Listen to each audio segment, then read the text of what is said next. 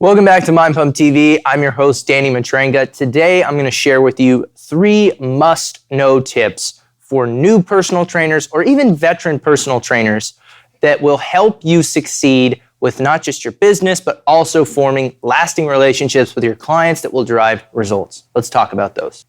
Tip number 1, be prepared, be clean, and be ready to create a positive experience. In my time working in the corporate setting of health and fitness as a trainer in a big box club, to managing trainers in a big box club, even to moving into training independently and operating my own business, the trainers who were the most successful always had these fundamental things in common.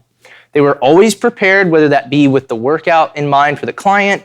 They were prepared to have a discussion regarding the client's nutrition or mobility, always ready to go for the needs of the upcoming client. Almost always clean, right? Whether that go from their dress, making sure that the clothes they're wearing are clean, that they don't smell like they just finished a workout. They're well groomed, or at least if it's a female trainer, the hair is back in a ponytail. They look like they're ready to work. And then lastly, creating a positive experience for each client that comes in, right? Personal training or working with a trainer is half about the workout, but it's also half about the experience. If all you're doing is killing your clients, but you're not providing any value, you're not creating a relationship, and you're most importantly not educating them, you're failing to create an experience that's going to keep them coming back.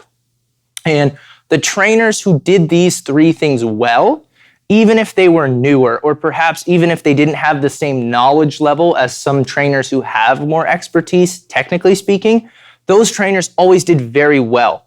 Because again, it speaks a lot to your craft, and it speaks to how much value you're going to provide if you show up on time, prepared, looking like you're ready to work, and provide a good experience.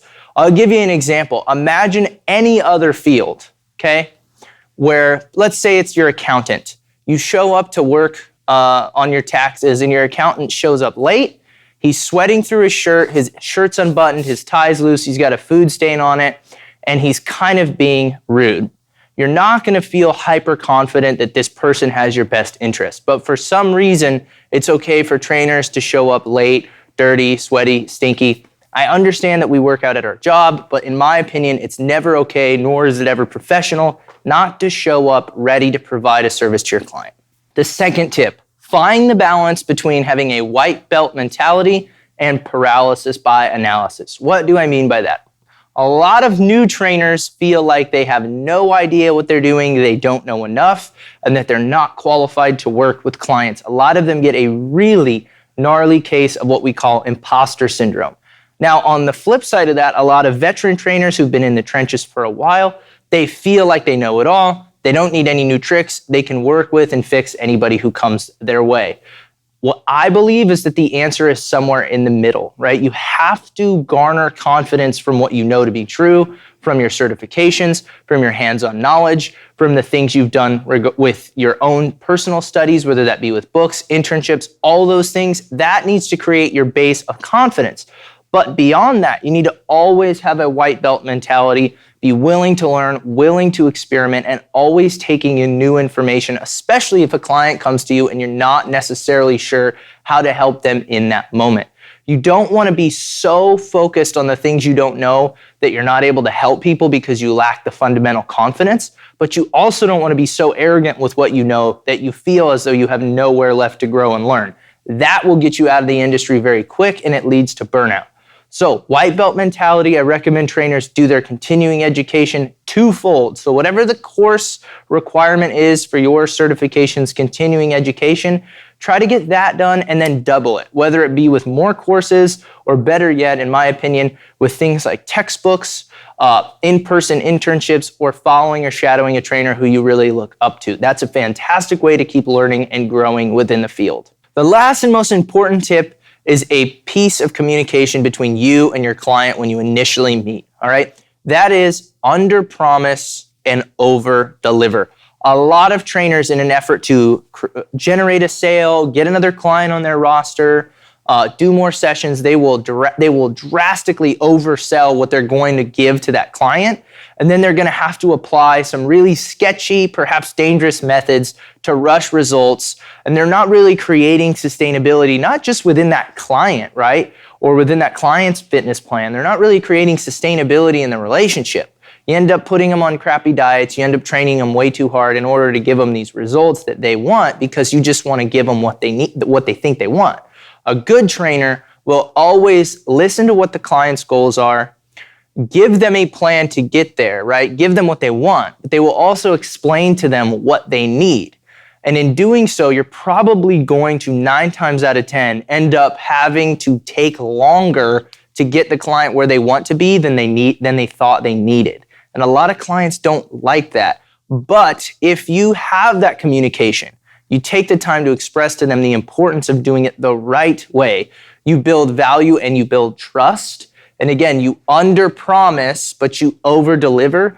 Not only are you going to create a client for life, you're going to create a very positive reputation in the fitness space as a coach who's doing things the right way.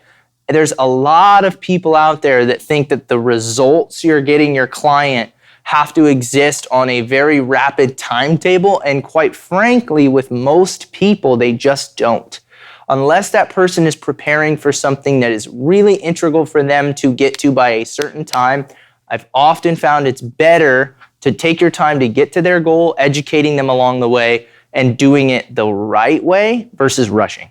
All right, so to wrap it up, guys, again, 3 tips all trainers need to be aware of at all times. The first one, be prepared, be on time, be clean, look like you're ready to do business, okay? If you show up like it's time to work, your client is going to meet you there and you're gonna get better results, have better trust, and form a better relationship. The second thing, don't become somebody who's a victim of paralysis by analysis. Be confident in what you know, but also understand that if there are gaps in your knowledge, you will fix them and be somebody who does so proactively.